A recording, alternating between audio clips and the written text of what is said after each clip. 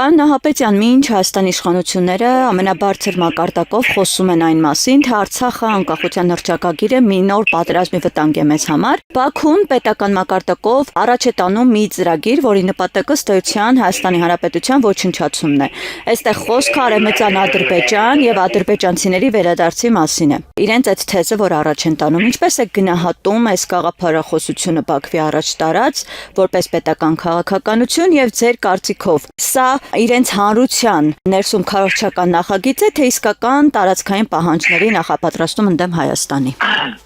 Արևմտյան Ադրբեջանը միշտ չի, պատրանք չի, ցանկություն չի, դա կոնկրետ քաղաքականություն է, որը արվում է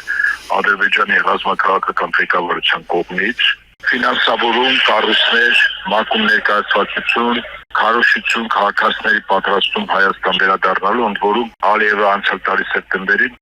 ՄԱԿ-ի ասամբլեայի 80-րդ նստաշրջանի բարձրանդորից հնչեցրեց, որ Հայաստանից 1 միլիոն ադրբեջանցի է դուրս եկել փախստական։ Այդ մարդիկ պետք է վերադառնան իրենց տնօրենն։ Առավելից որ պետական քաղաքականությամբ քարոզչություն իրականացում, որ Հայաստանում բնակվող ազգությամբ հայեր, դրանք երկրորներ են, բնիկները դրանք ադրբեջանցիներ։ Իրականում Հայաստանի օրվա իշխանությունները սպասարկում են Ադրբեջանի նախագահի Արևմտյան Ադրբեջան կյանքի կոչելու թեզը։ Եթե պատճառը դերվում, որ ընդդիմադիր ուժերը կեցված են դրսևորում, ըստ որի դեմ են Ալիևի պահանջների կատարմանը, այս պահանջները միայն փախստականների վերադարձը չի, պահանջների մեջ մտնում է ռեպարացիան, փոխհատուցում, կոմրիբուցիան ռազմական տուգանք եւ նույն ՄԱԿ-ի ամբիոնից Ալիևը բարձրացնեց, որ 4000 ազգությամբ ադրբեջանցիներ չկան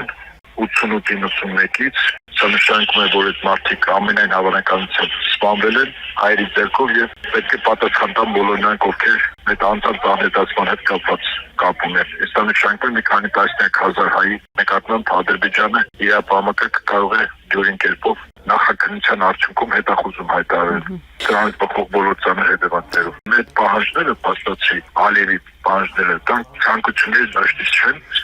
եւ այդ ցանկությունների կատարման հետևում կանգնած է նաև Ադրբեջանի ռազմաքաղաքական թիմի դաշնակից Թուրքիան, որի արտաքին գործերի նախարար նախկին հետախուզության պետական ֆիդանը վերջերս դրական գնահատելով Հայաստանի իշխանությունների կողմից իրականացվող քաղաքականությունը այնուամենայնիվ ասաց, որ Փաշինյանը մի քանի հարցեր կա, որ պետք է լուծում տա, ըստ այդ հարցերը վերաբերում են Ադրբեջանի նախագահի պահանջների կատարմանը։ Պարոն Նահապետյան, իշխանությունները Հայաստանի իրենք այսպես են ասում են, որ սա որևէ վտանգ պետք չէ տեսնել Ալիևի այս հայտարարություններում, դա ընդհանրապես իր հանրության համար արված հայտարարություն է, կամ էլ այսպես են ասում են, քանի որ մենք անդադ խոսում ենք Արցախի մասին, արցախցիների վերադարձի մասին, իրենք էլ հայելային կերպով խոսում են Արևմտյան Ադրբեջանի մասին։ Այսինքն ասում են մենք ենք հիմք տալիս։ Ու առհասարակ Հայաստանի իշխանությունների քաղաքականությունը, այսպես աչք փակելու քաղաքականությունը, որ որևէ կերպ չեն արձագանքում։ Դա կեղծիք է, Ադրբեջանի նախագահն է առաջին անգամ ասել, որ անկախության հռչակագիր պետք է չլինի, եւ ոչ Փաշինյան Նիկոլը։ Փաշինյան Նիկոլը 95 թվականից այս կամ այն ձևով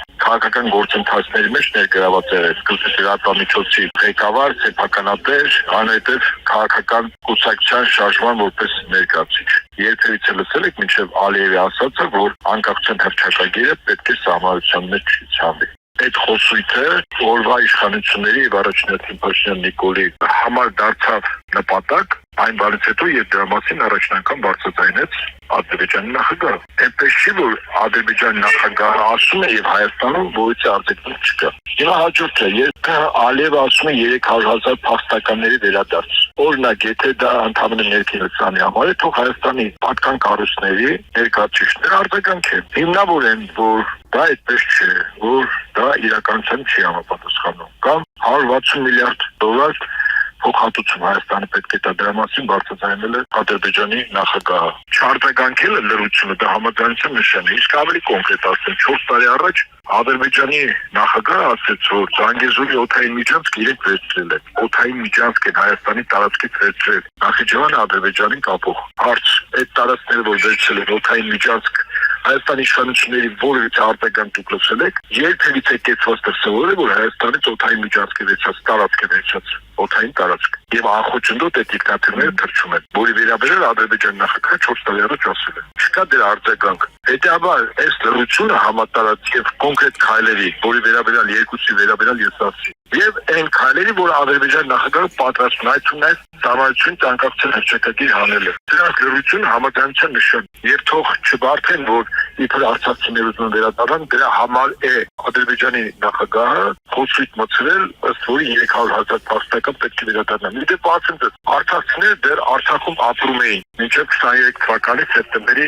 19-20-ը, բայց 300 եւ այդ ժամանակ արցախցիների վերադարձի մասին որևէ խոսք չկար։ Իսկ Ադրբեջանի նախագահը 300,000 ադրբեջանցի Հայաստան վերադառնալու մասին խոսքը 44 օրը հետո է մտցրել։ Զգում եք տարբերությունը, այսինքն սա նշանակում է, որ Ադրբեջանի նախագահի պահանջները օրվա իշխանությունները պարտավորված են կատարել։ Ընդհանրապես ամենայն հավանականությամբ խնդրել են ժամանակ վերարտադրելու, որ դյուրին կերպով կարողանան սահմանադրությունը փոխել նախ, իսկ սահմանադրությունը ամենայն հավանականությամբ ոչ թե հանրակրթել են փոխելու, այլ ըստ իրեն 65% սահմանադրական մեծամասնություն հավաքած պատգամավորների կոչակ սխնելով, այսինքն ազգային ժողովում, ես դա դες վստահեցնում եմ օպերացիան դա է, որտեղ ցանկացած հանրակրթը ինքը հղի է Հայաստանում լուրջ քաղաքական ցնցումներ արած, որ ժողովուրդը դեմ ելնելու այդ նույն սահմանադրության։ Հետաբար ալիվ պահանջները խիստ իրատեսական են, խիստ հիմնավորված, իսկ օթային միջանցքի հետ կապված ալիվը գիտեք ոնց է հիմնավորում, որ ինչու է վերցրել եւ դրա իրավասություն ունի թե ոչ։ Հիմնավորում էր, որ միջազգային կոնվենցիաներով այդ միջանցքը Հայաստանը պարտավոր է տալ։